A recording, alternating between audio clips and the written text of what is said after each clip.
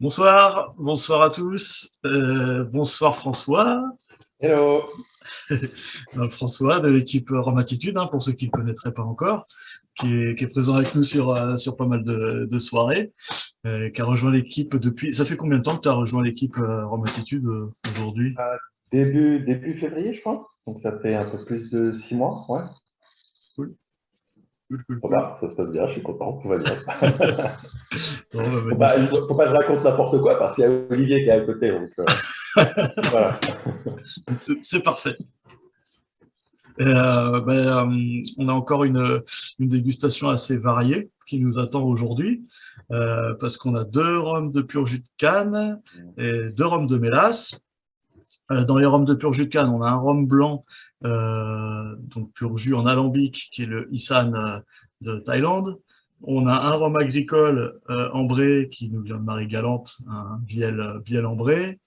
On a un Ron d'Amérique du Sud, de Colombie, la Hechicera, et puis un Rum, plutôt de style anglais, du Guyana, embouteillé par Rum Nation.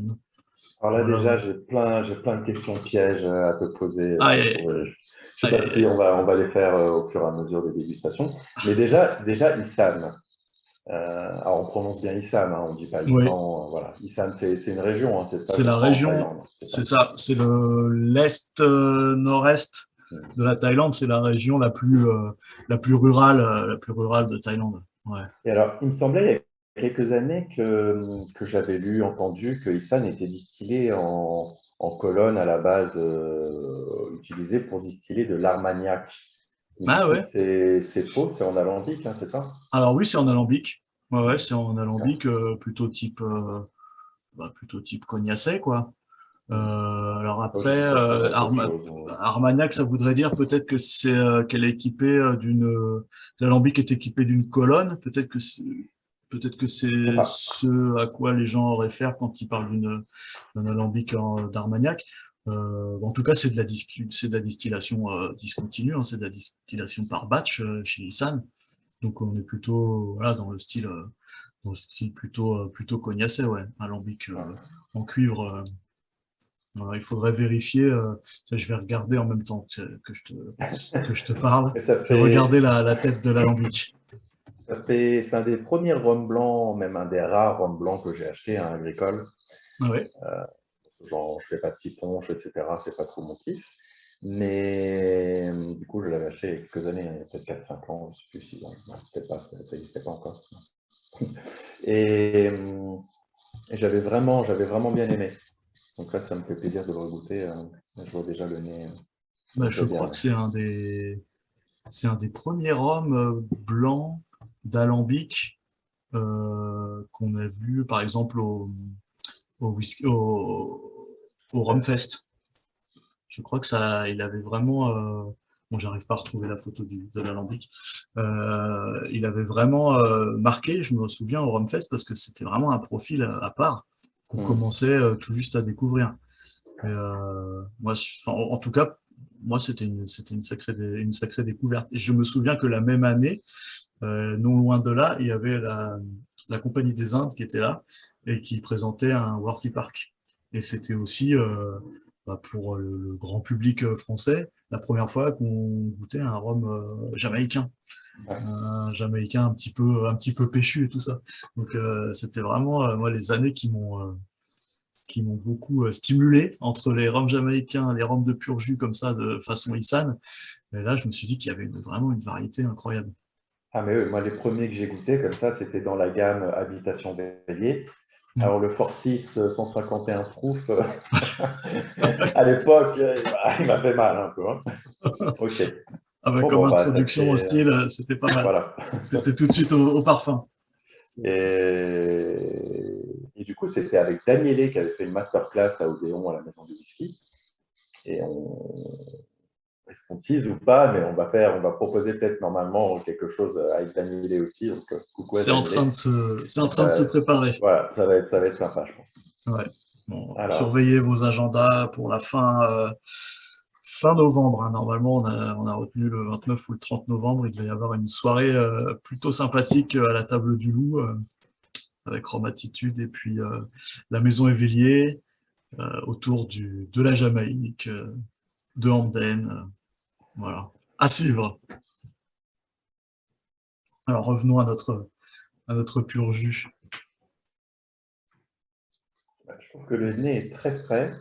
Ouais, On sent le côté végétal. En même temps, il y a un petit côté floral et agrumes. ouais, Et ça me rappelle presque certaines cachaças distillées en alambic. c'est vrai. Là, c'est clairement la même famille, hein. Mm. C'est très, il y a quelque chose de très vert et puis à la fois de très moelleux. Il y a vraiment une canne très tendre, très sucrée, Alors, vraiment quelque hier, chose. j'ai regardé ta super vidéo que tu as faite avec Laurent Cuvier, hein, les roms de la poussette, les Ouais, roms de l'homme à la poussette. les rhums de l'homme à la Et poussette. voilà, désolé Laurent.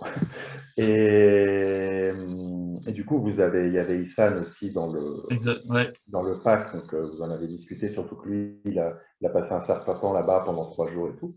ouais, Et donc, j'ai appris qu'une des spécificités de Issan, c'est qu'il pèle les cannes avant de les presser, c'est ça?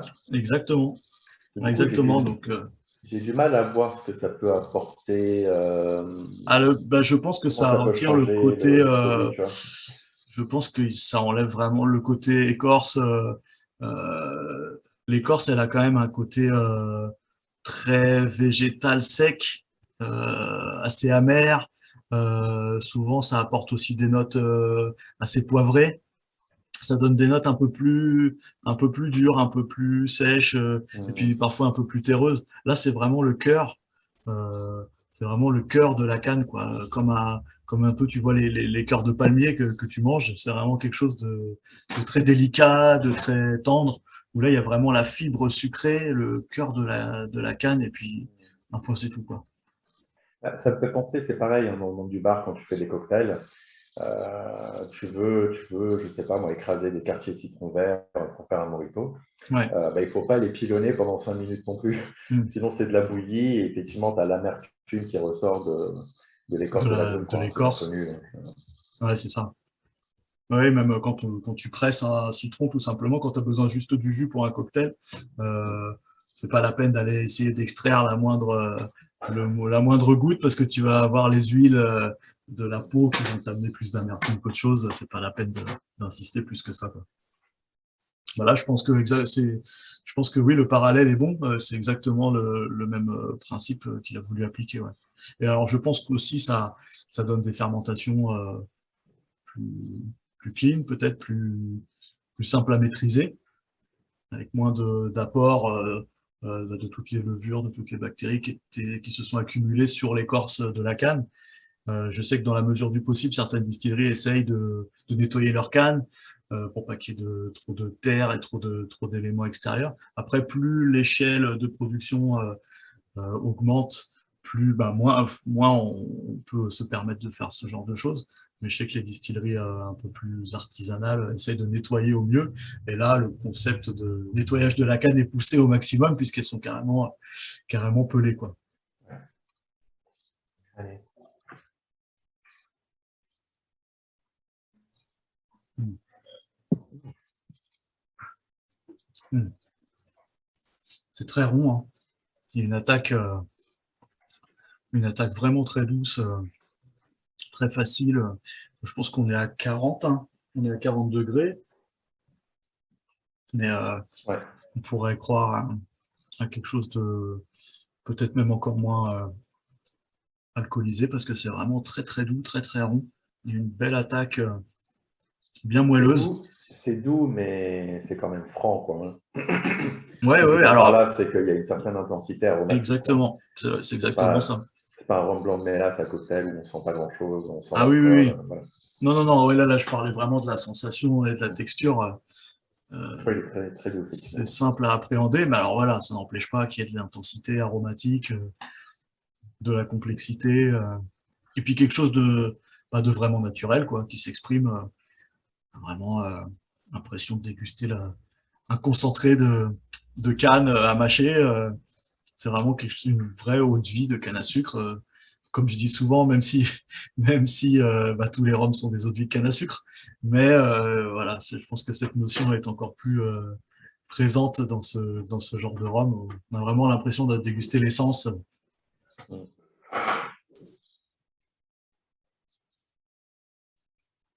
Alors, ouais, c'est ça. Avec un petit peu de temps, avec un peu d'ouverture, on a des notes un peu végétales, un peu plus Oui. épicées, un peu plus euh, un peu plus paille, un peu de poivre aussi, Mhm. un petit poivre gris comme ça. Quelque chose de peut-être un peu moins moelleux et rond qu'au premier abord, mais plus complexe. Ça se rapproche de quelque chose de Moi, plus. j'aime beaucoup le nez, hein. Ah ouais, moi aussi. Je ne suis pas habitué à rester comme ça sur le nez très longtemps, souvent sur les rhums. Mais là, très sympa. Il y a beaucoup de choses, hein. Il y a beaucoup de choses. Il y a cette canne tendre, il y a un côté végétal un peu plus sec et épicé. Alors, ça tombe pas très bien parce que là, c'est la saison. Depuis hier, je suis malade, je crois que ça s'entend un petit peu. Donc, je suis un petit Ah, peu ça va. enrhumé, mais ça va. Je sens encore Ça va, il reste encore un petit peu d'air qui passe.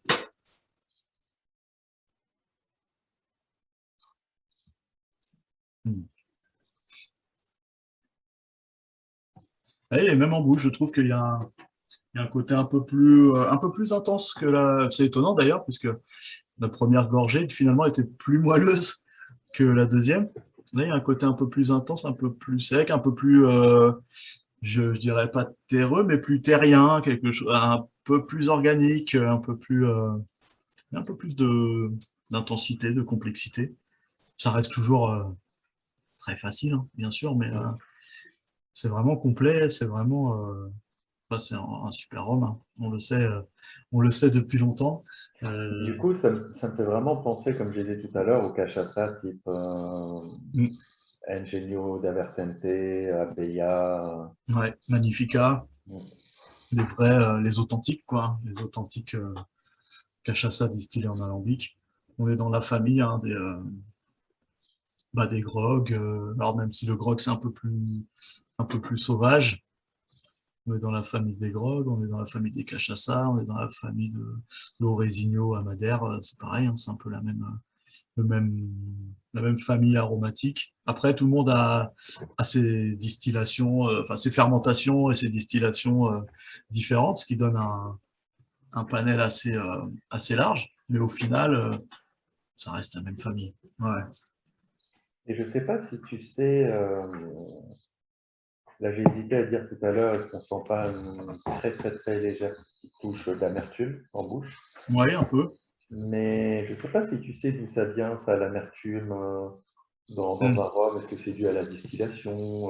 Je sais pas. Alors là, je sais pas vraiment. Ouais, je pourrais pas te, Parce qu'il y a des je, rhums qui sont vraiment je où voudrais pas c'est te très dire de bêtises. prononcé, quoi. Ouais. Est-ce que c'est plus déjà dans le produit de base? Je ne sais pas si l'amertume, c'est vraiment quelque chose qu'on retrouve très souvent dans les rhums blancs, je pense pas. Mais sur certains vieux, ouais, il y a des rhums qui sont. Alors, je ne Ouais. sais pas si c'est Alors, les tanins du dans les fût qui vieux, ça peut apportent. être, oui, c'est ce que j'allais dire, ça peut être le bois. Après, des fois, ça s'exprime aussi par un côté un peu métallique. Alors, je sais pas si tu rentres l'amertume là-dedans, que tu peux avoir sur certains blancs, Ouais, ouais, quelque chose de presque minéral, quelque ouais, chose de sur les blancs. Et dans ces cas-là, je pense qu'on peut aller plutôt du côté de la fermentation plutôt que de la distillation, même si, comment dire, instinctivement, on aurait tendance à peut-être aller vers la distillation et se dire que c'est l'alambic qui donne de ces notes cuivrées. Mais je pense que tout comme les notes de soufre, par exemple, c'est des notes qui naissent à la fermentation. Donc, sachant que la distillation, ensuite, c'est qu'une sélection d'arômes finalement. ouais. C'est un fractionnement et une sélection d'arômes. Je pense que quand on a des choses minérales, métalliques, soufrées, etc., c'est des choses qui ont été créées à la fermentation et ensuite plus ou moins triées au moment de la distillation. Par Il me exemple, semble, il me semble je que les fûts, ouais, il me semble que les fûts aussi agissent pas mal, non, sur les notes un peu soufrées. Ah oui, alors bien sûr, si un fût a été soufré Voilà. entre deux liquides, ah bon, bah là, on a du mal à s'en débarrasser.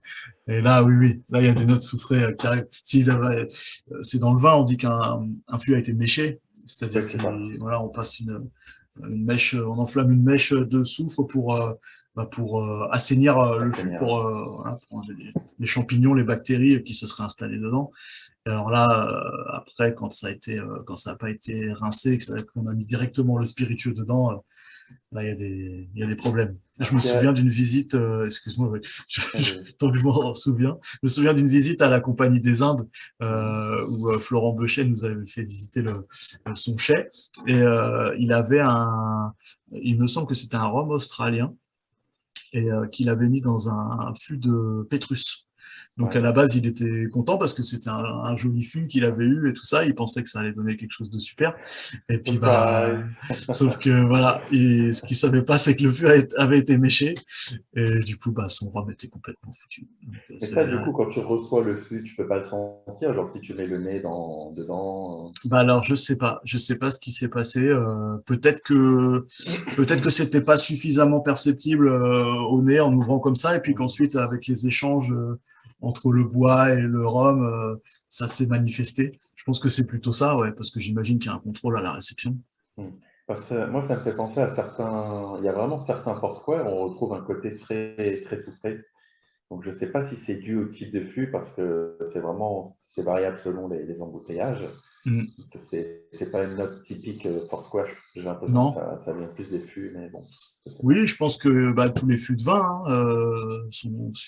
peuvent éventuellement être sujets à ça. Les fûts de Madère, je sais ils ont utilisé pas mal de fûts de Madère chez Foursquare, fûts de Sherry, fûts de Porto, Oui, tout c'est ça. À mon ça, avis, c'est ça. tu peux aller vers des notes comme ça, hein. Je Mm. pense le triptyque, par exemple, je sais plus ce que c'était. Je crois qu'il y avait du Alors, fût de le, Madère dans le triptyque. alors, le triptyque, c'était du Madère comme le Critérion. Il y avait du 2004, donc Bourbon, Ouais, et du fût de chêne américain vierge.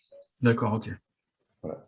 ok. Mais ouais, maintenant que tu le dis, effectivement, c'est sur les Foursquare série exceptionnelle casque, Ouais, c'est ça. euh, en, avec des fûts de vin où on retrouve plutôt ces notes-là. Ouais, ouais, ouais. Ok. On passe au biel? Allez, allons-y. Allons-y, allons-y. Donc, Biel, la petite île de Marie-Galante. Il y a- Moi, tout de suite, j'ai envie de te demander, c'est le biel ambré, du coup. Ouais, Il est à 44, ok. Et il y a quelque chose qui est, je pense, très difficile quand on débute le rhum, notamment pour le rhum agricole, c'est qu'il y a tout un tas de mentions qui ouais, peuvent être spécifiques aux distilleries. Et ouais, souvent, quand des clients viennent en magasin, demandent des conseils à un caviste, etc., ils disent ah ben, je veux du rhum ambré. ouais. Ça ne Alors, veut pas dire grand-chose. Est-ce qu'on parle de la couleur? Est-ce que c'est hmm, un type de jeune rhum? Donc, est-ce que tu pourrais un peu préciser ça? ouais. Alors, c'est vrai que souvent, comment dire, les amateurs débutants, on peut dire, euh, dès qu'un rhum a de la couleur, donc que ce soit un rhum élevé sous bois, un rhum vieux, un rhum très très vieux, c'est un rhum ambré parce C'est ça. que il a C'est le cette mot couleur magique. ambrée. Ouais, c'est ça. Ouais. Mais sauf que voilà, alors après nous on est un petit peu tatillon, on est un petit peu pénible, et du coup pour nous les rhums ambrés, c'est ce qu'on appelle les rhums élevés sous bois ou Hmm. gold, peut-être un peu plus international, on appelle souvent les rhums gold. Donc c'est des rhums qui ont un minimum 18 mois de vieillissement. Parfois 12, selon, il y a quelques distilleries qui ont obtenu l'autorisation d'appeler leur rhum ambré à partir de 12 mois, ambré, élevé sous bois et tout ça. Donc c'est 18 mois bah, jusqu'à 3 ans, hein, parce qu'après 3 ans, on part dans la catégorie des rhums vieux. Donc c'est 18, 24 mois, hein, souvent, à peu près. Dans la grande majorité des cas, les rhums ambrés sont élevés, on va pas dire vieillis, mais ils sont élevés Poudre. en foudre, voilà, en foudre ou en cuve. Parce que justement, j'ai appris ça hier, parce que je suis allé visiter la tonnellerie à Larry. Ouais. Donc la tonnellerie qui produit les petits fûts qu'on vend chez Romatitude. Et alors j'ai appris la différence entre parce que finalement je pensais que c'était une question de vocabulaire, mais il y a une vraie différence entre la cuve et le foudre. La cuve, en fait, elle est debout. C'est le grand Ouais. récipient conique, on peut dire presque conique, coupé en haut. Donc ça, c'est la cuve. Et le foudre, lui, il est à l'horizontale. C'est-à-dire c'est juste le foudre, c'est le gros fût qui est mis à l'horizontale avec la bonde, enfin avec le robinet sur le devant. En fait, c'est juste un très gros fût, un foudre. Ah bah, je pensais que c'était l'inverse, moi, tu vois. Donc, Ouais, bah ouais, c'est vrai. Et il y en a aussi pour des moi, ovales, des c'est fois, on en voit des. vertical. Et alors, du Mais coup, je pense que le terme foudre est peut-être parfois mal employé, parce que d'après ce que j'ai pu voir, il y a quand même une grande majorité de cuves, pour le coup, de oui, vieillissement. oui, c'est ça. Voilà, donc c'est des cuves en bois, la plupart du temps, hein, puisque voilà, bon, c'est quand même du élevé sous bois, en vrai, qui donne une petite couleur. Mais alors, dans le cas présent, il me semble, d'ailleurs, je pense que la couleur en atteste, c'est un élevé sous bois en fût. Ça n'a pas été élevé en cuve. Donc il reste assez clair, hein, bien sûr, puisqu'il est assez jeune, mais il a été élevé en fût. Il y a quelques distilleries qui font leurs élevés sous bois et ambrés en fût. Souvent, il y a une raison à cela, c'est que quand on travaille avec des fûts neufs, quand on reçoit des fûts neufs, et ben, le premier passage qu'on va faire du rhum dans le fût neuf, il ne peut pas excéder quelques mois, parce qu'il va y avoir vraiment une grosse extraction de tanins et tout ça. Donc souvent, on va faire des jeunes rhums dans des fûts neufs, et puis ensuite un peu plus vieux, et ainsi de suite. Et petit à petit, on va pouvoir faire des vieillissements de plus en plus longs. C'est ce que fait Nesson, par exemple, avec ses profils. Ça ne doit pas être évident de gérer des centaines, des milliers ou dizaines de milliers de fûts pour un Ouais. maître de chez. Hein. Ouais, ouais, c'est vraiment un métier de fou, hein, parce qu'en plus, il n'y a pas de fûts qui réagissent pareil. Des Très fois. compliqué. Mm. Alors celui-là, moi, je lui trouve quelque chose de très fruité. Bah, je trouve qu'on est typique, on est vraiment sur le côté typique de bière, c'est-à-dire du fruit compoté. C'est ça. En même temps, une petite touche végétale, foin légèrement. Ouais, ouais, exactement. Moi, ça me fait toujours penser aux mirabelles.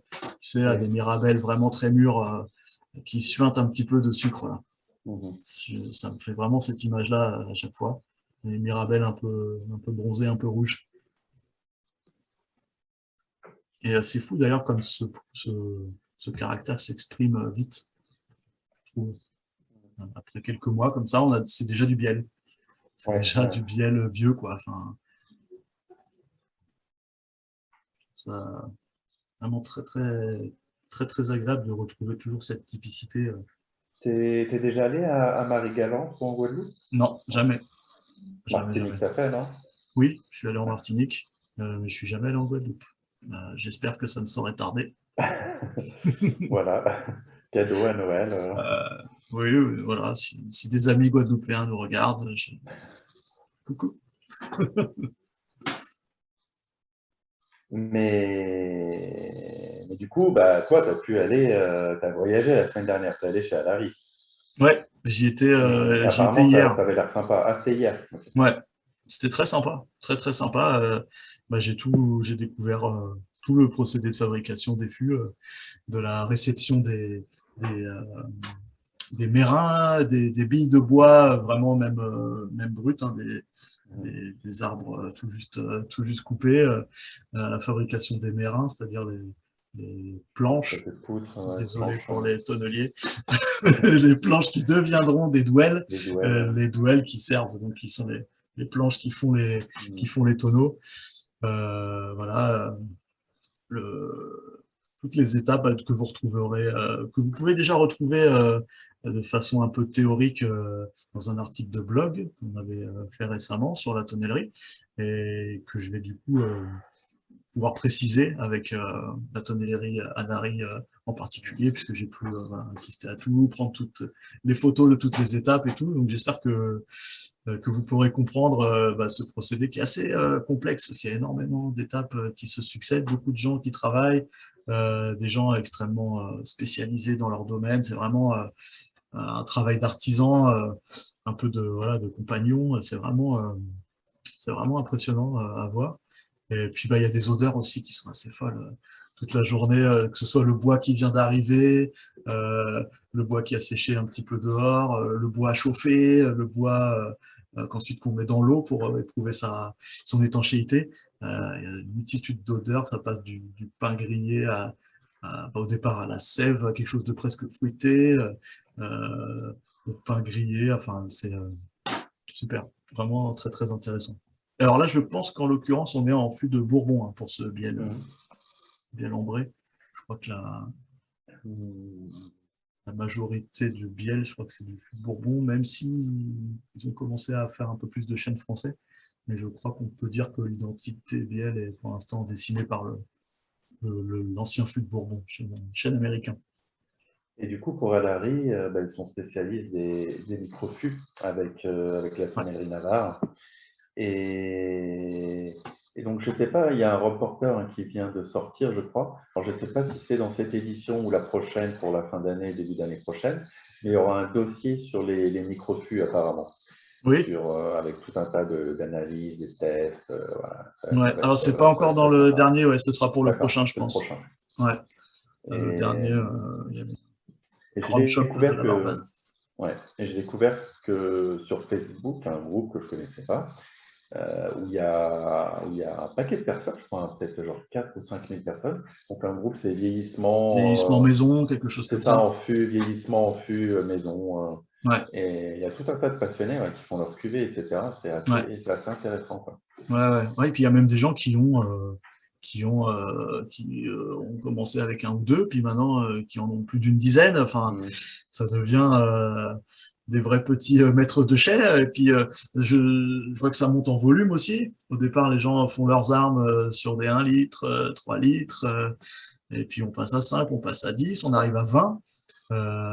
Bon, bah pour un particulier, quand on arrive à 20, c'est que on investit déjà pas mal, quoi. Donc c'est une belle expérience, je trouve, parce que voilà, on se fait un petit peu la main, et puis ensuite on se dit, tiens, allez, maintenant que je maîtrise un peu, je vais me faire un 20 litres, et puis qu'ensuite je pourrais partager avec les copains, j'aurai une cuvée perso que que je pourrais garder pendant des années. Alors il y a des gens qui mutualisent aussi, qui achètent le fût à plusieurs, et surtout le contenu.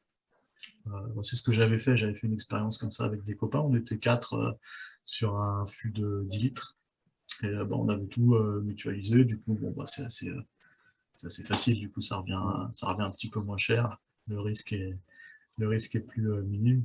Mais ouais, il y a plein d'occasions pour faire ça, même des fois pour un mariage, pour un anniversaire, pour une Du coup, ça fête. me fait penser, je crois qu'on l'avait déjà dit la dernière fois, mais que pour la fin d'année, si tu fais ton fameux punch maison, machin, Olivier et moi, on en veut un. Oui, c'est vrai, c'est On vrai. lâche, on Mais vous lâche pas savez, l'affaire, hein. mais tu sais que vous m'aviez demandé la dernière fois un rhum arrangé de ma Mm. composition. C'est en macération, hein. Ah, Je bah vous ai pris voilà. au mot. Voilà. C'est chez moi, c'est sur le bord de la fenêtre. Ce sera prêt C'est dans. Ah, il va falloir être un peu patient encore, hein, mais c'est recette secrète ou on peut déjà savoir? non, on ne sait pas encore. Parce qu'il y a un petit peu d'essais. Et donc, les essais qui auront marché iront chez vous. Et les autres, je ne sais pas ce que j'en ferai. Et alors, c'est la confrérie du Rhum qui va sortir, je ne sais pas si c'est déjà sorti ou c'est très prochainement. Oui, très Donc, prochainement. voilà, un Ticed, une Oui, collab avec Ticed. ouais. Et avec, alors je ne connaissais pas ce fruit, c'est le Ciré de ciré cochon. cochon, c'est ça. Ouais, ouais, c'est ça. Et je suis curieux de goûter ça, je ne vois pas du tout ce que c'est, hein. Ciré de cochon. Je sais pas. Non, je connais pas tellement ce fruit non plus. Je sais pas à quoi c'est comparable. Bon, on va Euh, voir, je hein. sais On qu'on va fait goûter. je sais que aux Antilles on fait un sirop avec ça ou une confiture plutôt. Sirop, confiture, d'après ce que j'avais vu, c'est une confiture assez liquide, et puis on peut Mhm. s'en servir pour sucrer son punch. Alors moi, je connaissais la prune de Citer Mhm. pour faire du punch, mais ciré de cochon, j'ai pas goûté. Donc j'espère qu'on pourra goûter parce que ça a l'air d'être une édition très très limitée. Mhm. Mais j'espère D'accord. qu'on aura quelques bouteilles sur Rome Attitude.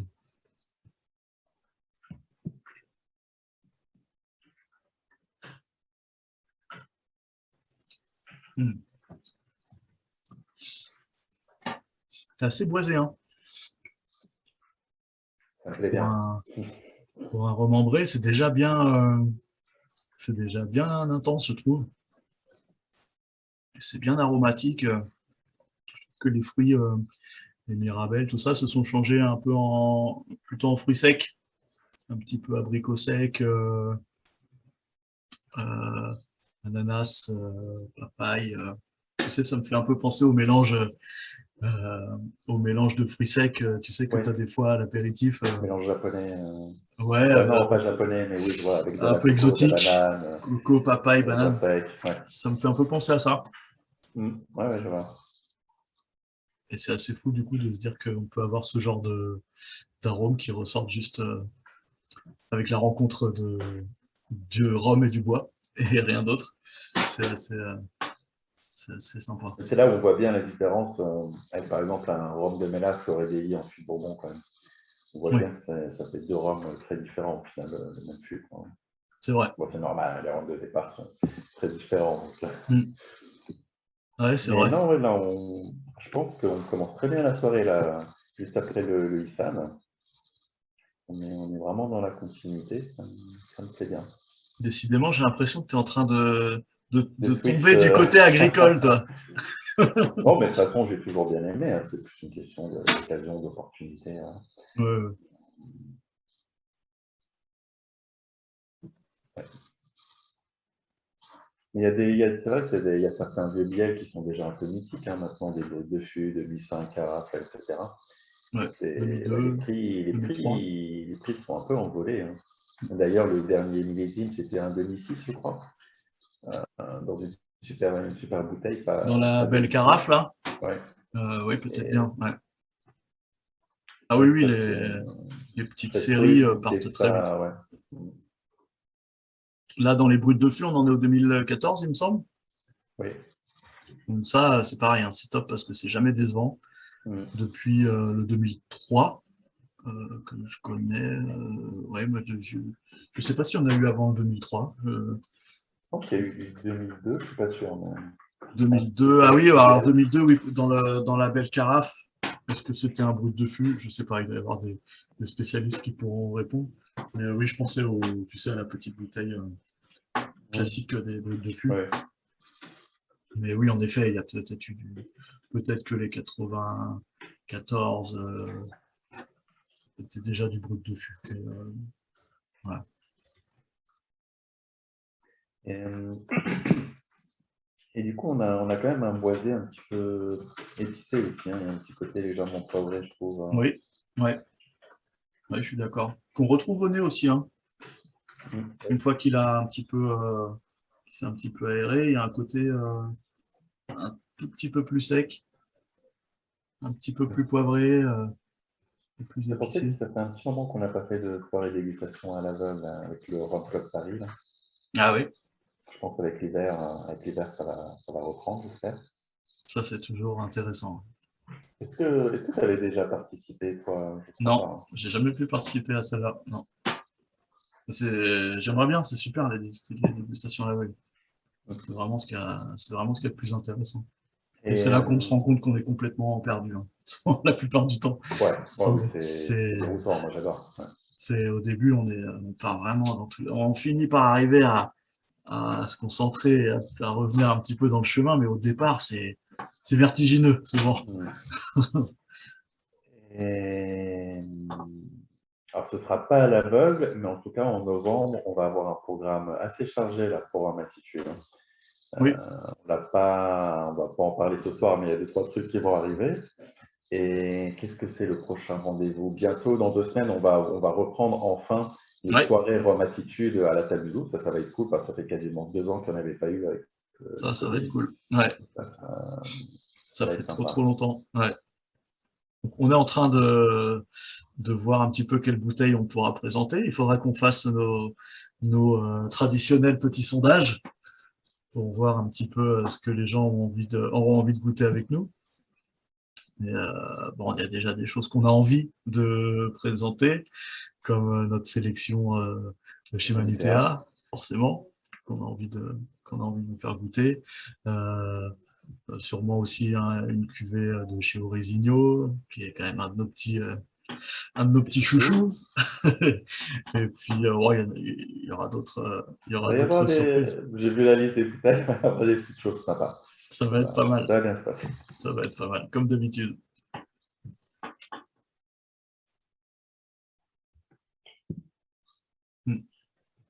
Alors, est-ce qu'on passe en Colombie?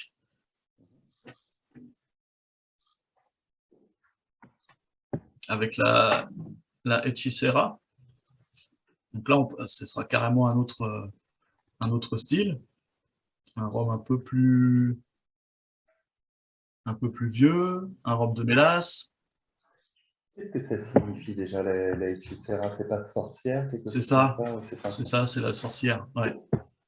Donc ça, c'est un rhum colombien qui vient de la distillerie surnommée la Casa Santana. C'est une distillerie que certains connaissent peut-être par le biais de l'embouteilleur Vatboutiki, qui Ouais, avait sorti très sympa.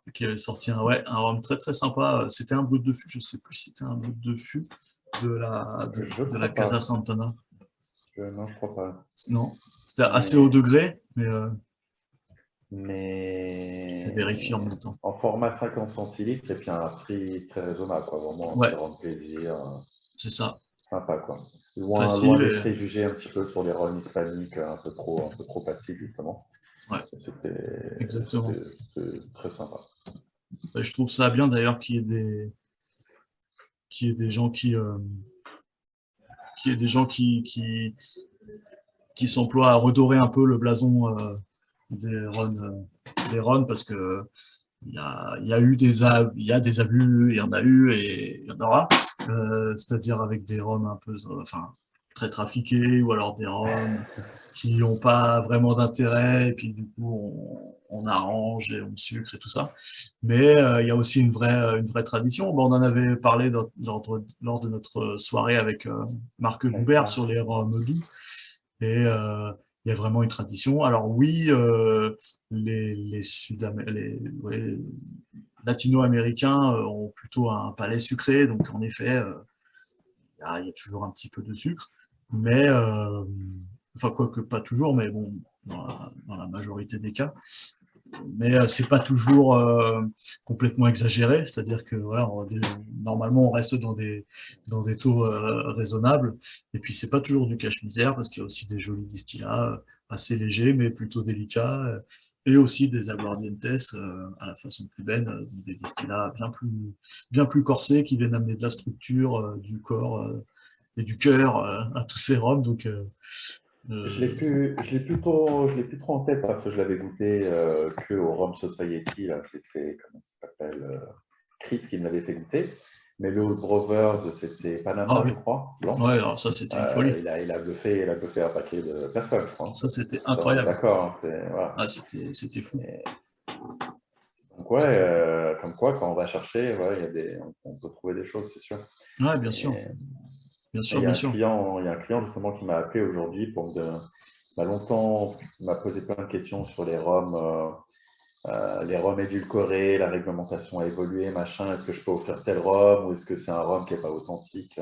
Ouais, Et c'est vrai que je pense que c'est une question qu'on s'est posée, qu'on continue beaucoup de se poser en France. ouais, Mais je pense qu'il y a des pays, notamment en Allemagne, où ils ont, déjà, ils sont moins agricoles, forcément. Agricole, c'est très France. ouais. Mais je pense il y a des embouteillages très haut de gamme de rhum assez doux, d'Amérique latine, etc., quoi. Ouais. Et je veux pas d'embouteillage précis en tête, peut-être des treasure casques, des choses, et des bouteilles qui sont pas données, quoi. Pour Ah des oui, rhums qui ont 30 ans, 40 ans, etc. Donc, il y a vraiment ouais, un ouais, public intéressé, quoi. Ouais. ouais, bien sûr. Ouais, ouais, il y a des très vieux. Bah, t'as aussi tous les tous les vieux millésimes diplomatico, alors, qui sont très très recherchés. Euh, ouais, ouais, bien sûr, il y a un public. Il y a un public. Bah, d'ailleurs, je pense que peut-être qu'au niveau mondial, c'est le public qui est le plus nombreux hein, C'est ça. pour ces roms. C'est pas les geeks du rhum.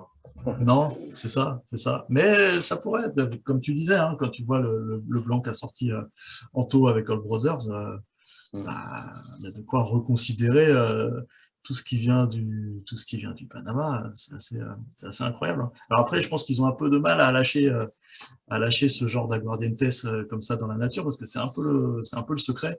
Je sais que j'ai essayé de cuisiner un petit peu des gens de Cuba, des maîtres de chais de Cuba pour savoir comment, pourquoi, est-ce qu'on pourrait goûter des aguardientes. Bon, en général, ils arrivent à noyer le poisson.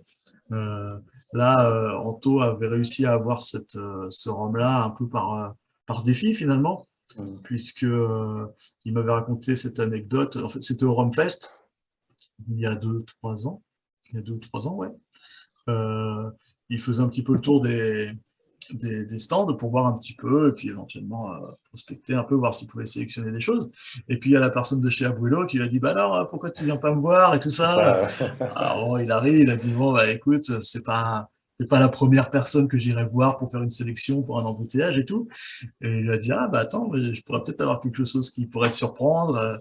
Et du coup, bah Anto lui a dit, bah écoute, vas-y, je te prends, propose-moi quelque chose. Et donc il lui a proposé ce fameux Panama à 75 degrés, 3 ou 6, je sais plus, qui est complètement fou, quoi. Complètement, qui touche pour moi du côté du River Antoine, quelque chose d'explosif, puissant, ultra aromatique. Et ça sert de base pour des rhums C'est bon. plus Moi, c'est mon légers. coup de cœur du premier Rhum Society. Ouais, ah, c'était fou, fou, fou.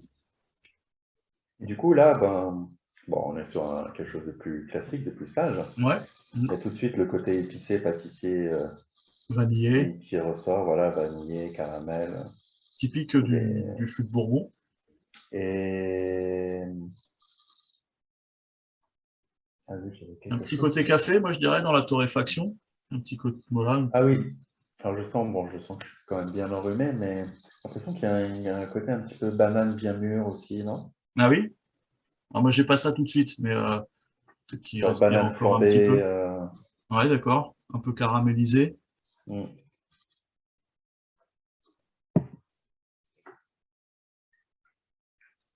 Ou Alors pas. moi pour l'instant je suis sur la. Ouais, alors après, ouais, bon, ça a l'air différemment aussi, hein, selon les verres, selon les gens. Moi je suis vraiment là, j'ai quelque chose de. Plus ça va, plus j'ai quelque chose de très torréfié. Mais Hmm. Ouais, non, bien sûr. Mais en effet, je vois ce Côté que tu café. veux dire, du coup, quelque chose un petit peu. Non, ça y est, je vois je vois là où tu veux en venir. Moi, je serais Moi, là plus je te vois le visualiser là-dessus. un petit côté, mais plus comme Warsi Park, un petit côté banana Oui, bread. c'est Tu vois, ça. muffin, muffin à la banane, banana bread. Ah ouais, carrément. Non, mais complètement. Puis d'autant qu'il y a la noix de coco du fût de Bourbon qui ressort aussi. Une fois que ce côté très torréfié s'évacue, on a quelque chose de vraiment plus gourmand. Donc en effet, ouais, sur le pâtissier, banane et noix de coco.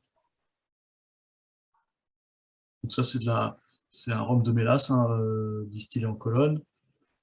Pour la petite anecdote, le maître distillateur est d'origine japonaise.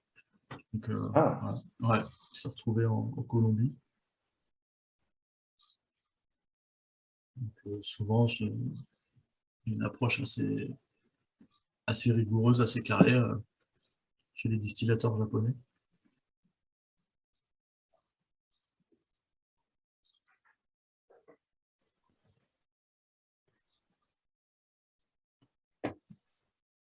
moi, je trouve que ce qui tranche vraiment par rapport aux deux précédents rhums qu'on a goûtés, c'est qu'il a tout de suite un côté presque, j'ai envie de dire, qui est plus flotteux. On sent qu'en bouche, c'est moins riche, c'est moins gras, ça tapisse moins la bouche, quoi. Tout de suite, la Ouais, première ouais, impression, c'est vrai. Il y a un ça me côté plaît. moins concentré, qui enveloppe peut-être un peu moins. Ouais, c'est vrai. Alors, je trouve que pour un rhum à 40 degrés, il est quand même assez expressif. Ça reste savoureux. Mais, Ça reste savoureux. Surtout la finale, hein, qui nous donne quand même pas mal de vanille de notre coco, avec ce bois là un peu tendre. Après, en effet, c'est vrai qu'en milieu de bouche, on a quelque chose d'assez filant, disons, ouais, qui emplit moins le palais que les précédents. Ouais. Ah, je pense que c'est tout simplement le distillat qui est vraiment plus léger. C'est vraiment, ça a été conçu comme ça. Je pense que voilà, tout ce qui est Amérique latine vient plus ou moins de la tradition cubaine. Donc la tradition cubaine, ce qu'ils ont fait vraiment, elle est née vraiment avec l'arrivée de la colonne. Avant la colonne de distillation, bah, ils faisaient du rhum un peu comme tout le monde. Et après, avec l'arrivée de la colonne, ils ont essayé de faire des rhums clean, des choses propres, avec filtration à froid, euh, voilà, des choses. Ils ont essayé d'avoir vraiment des distillats légers et propres avec un alcool de plus en plus pur, une distillation de plus en plus performante. Alors après, la distillation performante, Le bioéthanol. ça nous laisse des rhums un peu moins aromatiques.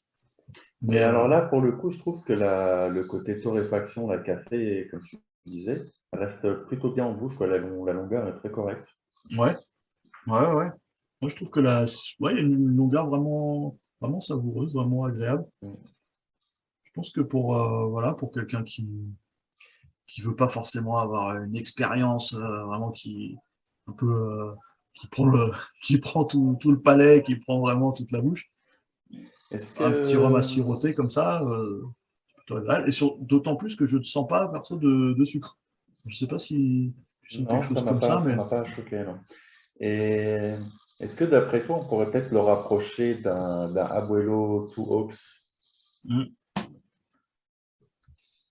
le côté un peu clairement, torréfié clairement. Après, pour le coup, je trouve que le Two Hawks, moi j'ai un petit faible pour celui-là, même si le Two Hawks me semble sucré pour le coup. mhm.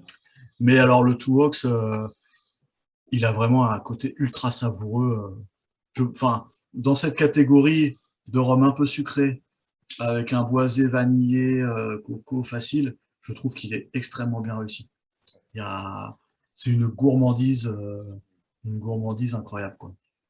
Alors oui, en effet, c'est vraiment la même famille, mais je pense que la Hechicera est un peu plus léger, peut-être un peu plus polyvalent aussi, parce que le fait qu'il soit pas trop sucré, tout ça, peut-être qu'en cocktail, il pourrait voilà, être un peu plus facile à intégrer. Peut-être que pour faire des cocktails classiques, il faut pas des choses trop exubérantes, ou alors trop sucrées, ou trop intenses en arôme. Euh, voilà. Je m'en remets à toi pour ce genre de sujet parce que voilà, tu maîtrises beaucoup mieux que moi. Et c'est pas évident parce que je pense que si on regarde l'ensemble des cocktails qui sont faits dans le monde et même comment le rhum est consommé dans le monde, c'est essentiellement sous la forme de rhum blanc. Ouais, Donc c'est vrai que les rhums vieux, déjà des cocktails à base de rhum vieux, il n'y en a pas tant que ça. d'accord. Mais effectivement, on pourrait travailler pas mal de choses avec. C'est un peu passe-partout. Ouais, je me dis qu'un old fashion, par exemple, avec ça, Oui, bien sûr. sachant qu'il n'est pas sucré de base, on peut mettre notre petit Alors, ce qui sucre. serait marrant, justement, ce serait de twister, comme on dit, de faire comment on appelle ça, une variation un essai, un nouvel essai sur le old fashion, mais avec, par exemple, je sais pas, un bitter café, ou Ouais, pour faire ressortir ouais. ce côté-là, quoi. Cacao, peut-être, Et cacao, bien sûr, hein. ouais. Ça me fait penser qu'il y a un de mes bars préférés à Paris où ils font des super old fashion, hein. C'est je ne sais pas si tu connais le nom m'échappe. Euh, rue des Graviers. Là, je peux pas t'aider. Attends, Là. je vais taper vite fait rue. Ah, c'est dingue. Euh, Hop, étape barman, Calette de Ruich. est-ce que Mais ce serait le Andy Walou? voilà. Donc voilà, ça fait un moment que je sais pas. Et du coup, justement, j'ai croisé Khaled il y a pas longtemps, qui est un barman absolument formidable que j'ai découvert il y a quelques années. C'est un des mecs, un peu comme Joseph Acavant. Hmm. C'est genre les deux barmen dans le métier qui sont parmi les plus humbles, quoi, hyper accessibles, qui s'occupent hyper bien des clients. C'est vraiment focus centré sur les clients. c'est génial en termes d'expérience. Et du coup, Andy Walou réalise de très bons classiques et notamment de super old fashion Ok, bon, bah, je note. à tester. Je note. Et du coup, alors, dans les questions pièges Ouh là là. que je voulais te poser là, pour la soirée, par rapport à ta présentation, c'est que là, du coup, on était donc sur un rhum, quoi, une tradition hispanique. Et donc là, on va passer au Rhum Nation Demerara Solera. Oui. Et donc, est-ce que c'est pas justement un petit peu antinomique Demerara et Solera? Du coup, comment est-ce que tu classes ce rhum? Est-ce que c'est britannique, c'est hispanique? Alors, bah, normalement, c'est un rhum, c'est un rhum de style anglais, hein. Demerara, c'est vraiment, on peut pas faire plus style anglais. Après, la Solera, c'est la technique de vieillissement qui est complètement à dissocier. Bon, alors en effet, la Solera, c'est plutôt la tradition hispanique puisque ça vient des bodegas de Jerez en Andalousie. Euh, pour rappeler rapidement, la Aïe, aïe, aïe! Solera, allez. euh, euh, c'est la Solera, c'est un système voilà, où on met des fûts en pyramide et puis avec les rhums les plus jeunes en haut, les rhums les plus vieux en bas, et au fur et à mesure qu'on soutire en bas, on fait redescendre du rhum des étages dessus, et ainsi de suite. Les rhums les plus vieux éduquant les rhums les plus jeunes. Et donc normalement, on pourrait dire qu'on est sur un style anglais, avec un style de vieillissement espagnol, mais après tout, c'est accessoire. Sauf que, sur ce rhum-là, étant donné que ça a été quand même pas mal édulcoré, on va pas se le cacher, ça a été pas mal édulcoré, ça a été arrondi sur les bords, on a affaire à un rhum relativement léger dans le départ. Du coup, les pistes sont un peu brouillées, puisque on dirait que c'est un rhum anglais traité par la tradition espagnole. Donc, ça n'a jamais été évident de cerner ce rhum-là en particulier. Ouais. C'est une bonne question puisque c'est impossible vraiment d'y répondre puisque techniquement, c'est vraiment un rhum de tradition anglaise. Après, à la dégustation à l'aveugle, on partirait tout de suite sur un rhum, plutôt un rhum de tradition espagnole parce qu'on est sur la rondeur, sur une relative légèreté, sur du café, de la mélasse. Et ouais, moi je sens vraiment quelque chose de léger. On va juste rappeler ce que c'était. Euh, on est sur un rhum, sur le Rhum Nation Demerara Solera numéro 14. Donc celui-là, c'est l'édition 2019. Demerara, pour rappel, hein, c'est un fleuve du Guyana, la Guyane anglaise, qui se trouve entre le Brésil et le Suriname, si je dis pas de bêtises. Et, un petit pays qui a été et qui est toujours un géant du rhum avec des centaines de plantations qui ont fermé petit à petit, mais dont on a conservé les alambics. La principale distillerie, qui est aujourd'hui la distillerie Diamond, a conservé les alambics qui ont des noms de légende comme Port-Mourant, Enmore, Skeldon, Versailles. Voilà. Où est-ce qu'elle donne? Ce qu'elle donne, alors ça, ouais. Alors par contre, ce qu'elle donne, alors bon, c'est un tout petit détail mais ce qu'elle donne, c'est techniquement pas un Demerara, puisque c'était plutôt sur le long du fleuve Berbice. Voilà, c'était un autre fleuve. Mais alors l'alambic, par contre, de ce qu'elle donne n'a pas suivi jusqu'à la distillerie Diamond, mais ils ont réussi quand même à recréer la recette entre guillemets à l'aide de colonnes qui venaient de chez Hoyt-Flut, une autre distillerie qui a C'est tellement compliqué. C'est un Je peu crois que compliqué. c'est Marco Freyer, hein, je crois, Ouais. Mm. qui avait fait toute une page, toute une série d'articles sur son blog. Tout un article Voilà. énorme que j'avais traduit, que j'avais eu l'honneur de traduire la version française. Voilà, C'est en allemand à la base. ouais, à la base c'est en allemand, ouais. Du coup, je lui avais proposé de faire ça, il avait bien voulu, donc Et ça toi, lui tu permet. as traduit depuis l'anglais ou tu as utilisé un truc J'ai traduit depuis l'anglais, tout à fait. Ouais, parce qu'il y avait déjà une traduction anglaise, il me semble. ou alors j'ai fait une traduction à l'arrache Google en anglais, et puis ensuite j'ai fait en français. Mais je crois qu'il y avait déjà une traduction en anglais. Ouais. Mais Du c'est coup, ça vrai m'a permis de la que lire vraiment en détail. c'est vrai que les roms du Demerara, il y a pas plus piégeur. Parce que quand on lit l'étiquette d'un SDS, tu as 9 personnes sur 10 qui comprennent pas la différence entre l'alambic et la distillerie. Et à chaque C'est ça. fois, tout le monde se plante. C'est compliqué, hein. À la fois, les embouteilleurs, voilà, parfois parlent de la distillerie, parfois parlent de l'alambic. Hmm. Alors, voilà. Aujourd'hui, ce qu'il faut savoir, c'est que tout est chez Diamond. Il n'y a qu'une distillerie au Guyana, donc ça c'est clair. Après, il y a quelque chose qui peut être assez simple à faire, c'est de retracer les fermetures successives des distilleries.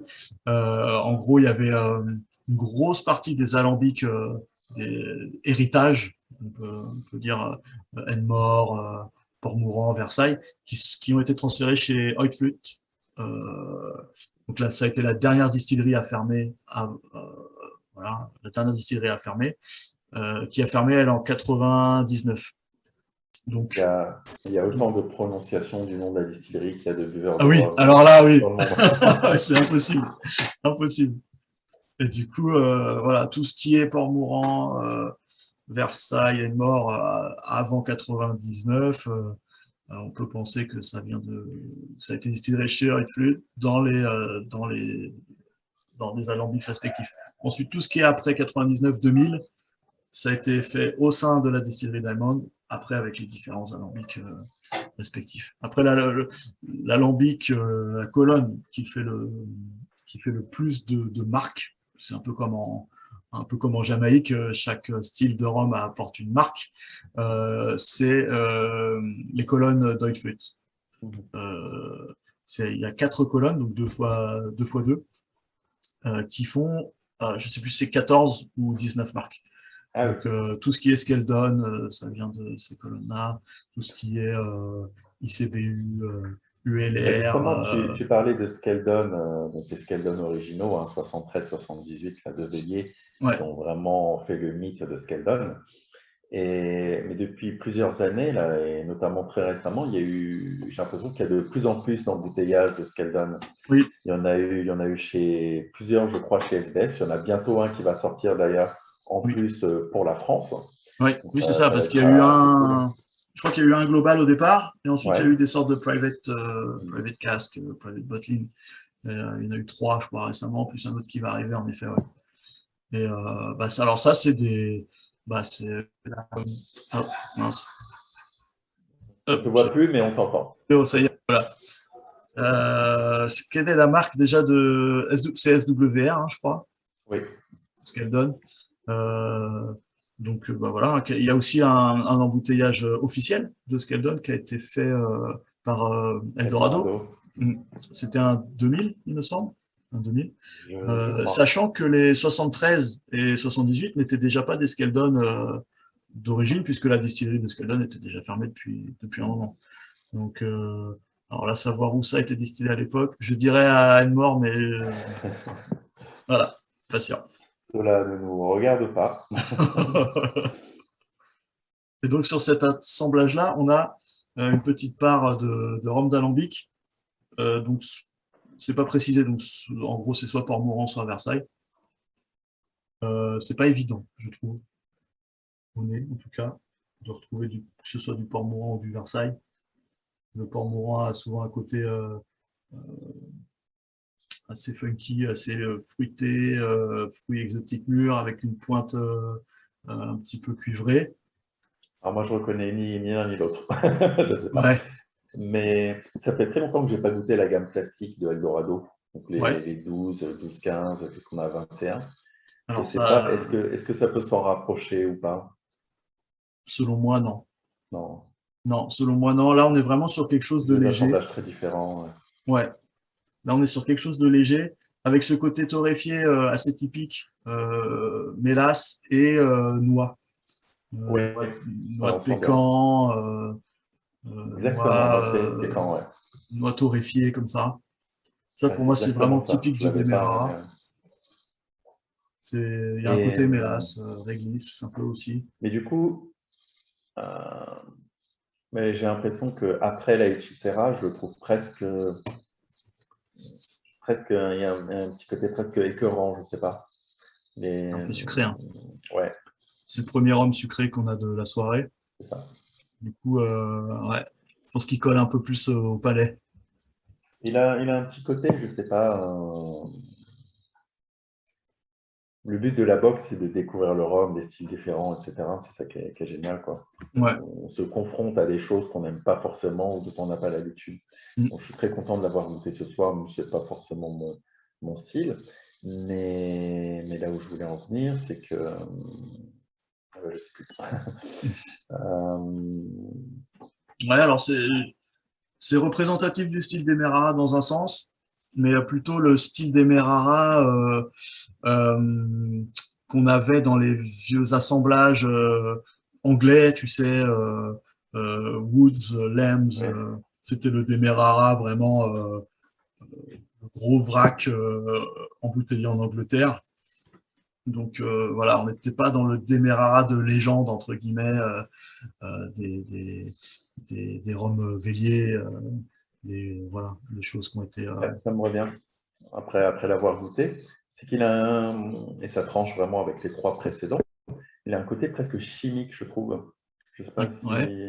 je vois ce que tu veux dire. Ça doit être la rondeur apportée par le sucre avec le côté un peu très toasté, pécan. Je ne sais pas, Bah, ça me laisse un sentiment mitigé. alors ça, je pense que c'est le côté mélasse. Alors, il y a eu toujours une tradition de coloration et et de, de mélasse dans les fûts. Ça a été toujours, c'est une tradition qui a toujours eu cours au Guyana. Donc peut-être qu'il y a ce côté, je pense que ce côté fortement mélassé, un peu zan, vraiment c'est la réglisse très très très très noire, et puis couplé avec ce côté torréfié qui doit venir du bois. Hein. Ça c'est très très typique. Mais c'est vrai que peut-être que quand on la pousse encore un peu plus avec un peu plus de sucre, ça commence à être beaucoup. Ça commence à faire beaucoup. Faut pas tomber dans le colon. Ouais. Alors après, les rhums demerara comme ça, je pense que ça a son utilité dans certains cocktails tiki. Je pense qu'il y a certains cocktails tiki qui demandent du dark rum spécifiquement, comme peut-être le painkiller ou le zombie. Je crois qu'on demande vraiment du dark rum demerara. Donc on va chercher cette typicité de rhum un peu avec de la mâche, avec de la réglisse et un peu de sucre et du bois. Voilà, c'est quelque chose qu'on va chercher. On est aux limites du spiced. C'est ça.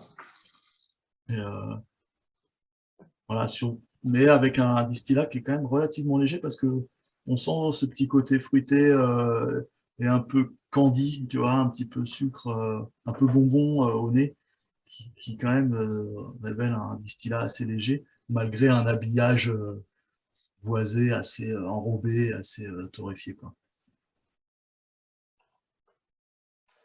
Donc Ok. c'est assez alors ce qui est intéressant, c'est que pour les gens là qui sont avec nous et qui aiment découvrir le Demerara et ce profil en particulier, ce qui est intéressant, c'est que les nouveaux Demerara qui arrivent, les nouveaux Eldorado, pardon, 12, 15 et 21, qui vont arriver petit à petit sur le marché, qui sont petit à petit remplacés, sont énormément moins sucrés que les premiers.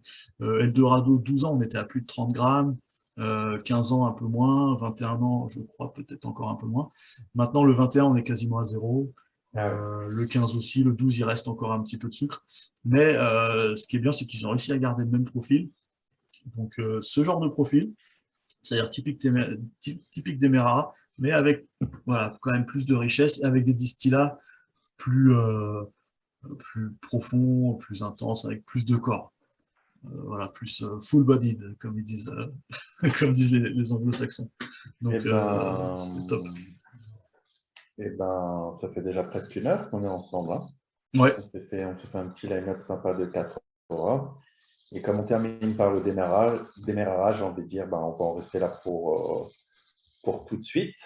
Et là, je ouais. prends le RER et je sais que chez toi, tu as une petite bouteille pas mal de Demerara qui est ouverte. Ah bah, Donc j'arrive.